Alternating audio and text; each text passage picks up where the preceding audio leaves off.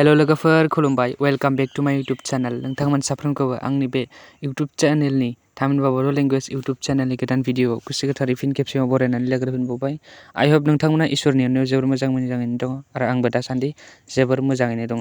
जुदि नोंथाङा बर'नि फिसाब्ला आंनि बे चैनलखौ साबस्क्राइब खालामनो हागोन होननानै मिजिंथिनाय थाबाय आरो लोगोसे नोंथाङा B.T.C नि सिङाव थानाय सासे बर' सुबुंब्ला चैनलखौ साबस्क्राइब खालामनानै भिडिअ मोनसे लाइक खालामनो हागोन होननानै मिजिंथिनाय थाबाय। फैदो बिदिब्ला भिडिअखौ स्टार्ट खालामनोसै।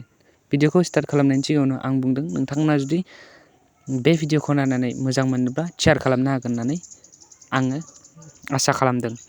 स' फैदो जों नायनि B.T.C नि सिमानि सोमोन्दै। सोनाबहा संकस दैमानिफ्राय सानजाहा भुटान सिमा उदालगुरिसिम, साहा भुटान हादर, खोलाहा धुबुरी, क'क्राझार, बङाइगाव, बरपेटा, नलबारि, कामरुप जिल्लाफोरखौ दानख'नाय सिमा। बेनो B.T.C नि सिमा। Thank you very much for watching. Love you all.